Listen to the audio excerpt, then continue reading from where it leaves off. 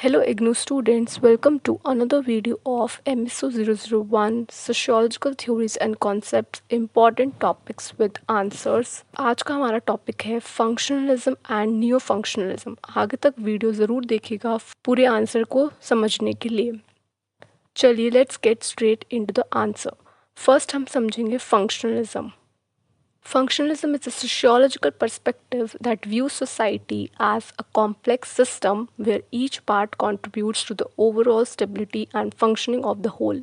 Functionalism sociological का perspective है जो व्यू करता है सोसाइटी को एज अ कॉम्प्लेक्स सिस्टम जहाँ पे हर सोशल स्ट्रक्चर हर पार्ट कंट्रीब्यूट करता है for the stability and the functioning of the whole society.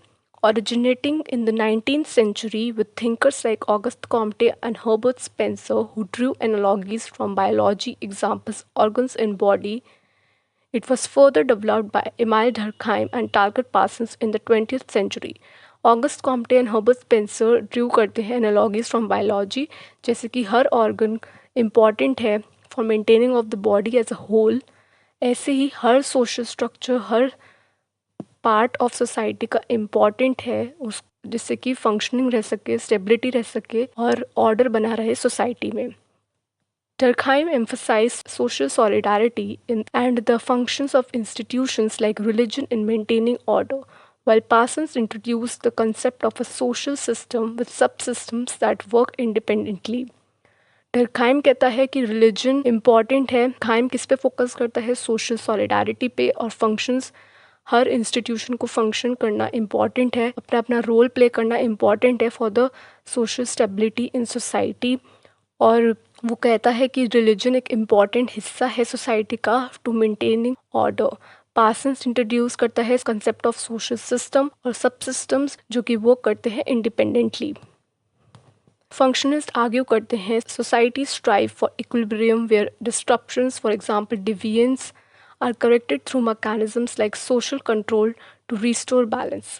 However, critics argue, ये important है critics का point देना, critics point out that functionalism often ignores inequality, conflict and social change, portraying society as overly harmonious and static. जो functionalist होते हैं वो कुछ ज़्यादा ही focus करते हैं harmonious and social order पे, वो inequalities, conflicts and social change को often ignore करते हैं।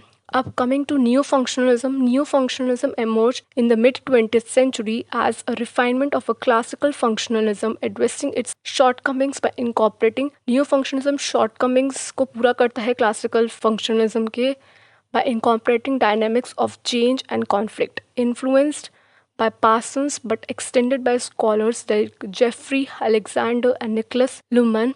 It views society as a self-regulating system with feedback loops that allow adaptation.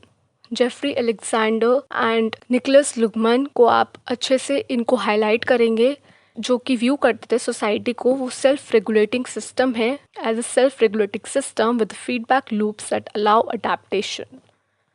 Parsons AGI framework, जो पार्सन्स का एजीआई फ्रेमवर्क है वो मैंने अपने पार्सन्स थ्योरी ऑफ एक्शन में डाल रखा है, सोशल एक्शन में डाल रखा है, आप वहाँ पे जाकर चेक कर लीजिएगा, मैंने डिस्क्रिप्शन बॉक्स में भी उसका लिंक दे दिया है।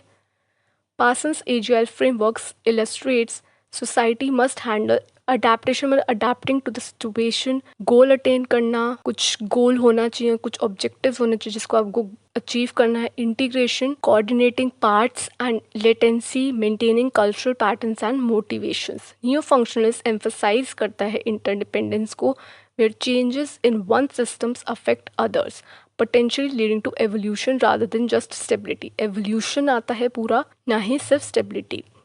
For instance, social movements can drive reform, acknowledging conflict as a catalyst for progress. Social movements reform लाने में मदद करते हैं और acknowledge करता है conflicts को as a important for progress.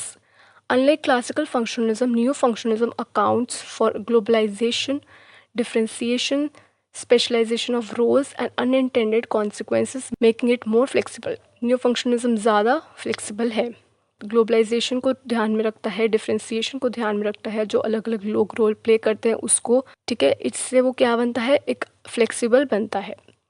However, it still faces criticism for ignoring power imbalances and structural inequalities. वो still क्रिटिसिज्म फेस करता है क्योंकि वो इग्नोर करता है पावर इम्बैलेंसेस को और स्ट्रक्चरल इनइक्वालिटीज़ को। Okay, so this was your new functionalism. मैंने बहुत ही ईजी एक्सप्लेनेशन आपके लिए मैं लेकर आई हूँ ये, ठीक है। आई होप आपको ये समझ आया हो। It will be beneficial for your December exams. MSO 001 का कोई क्वेरी हो तो मुझसे कमेंट सेक्शन में ज़रूर पूछिएगा और मेरे चैनल को सब्सक्राइब करिए ऐसी ही वीडियोज़ के लिए। चलिए अब मैं मिलती हूँ अगले आंसर के साथ नेक्स्ट वीडियो में। Thank you.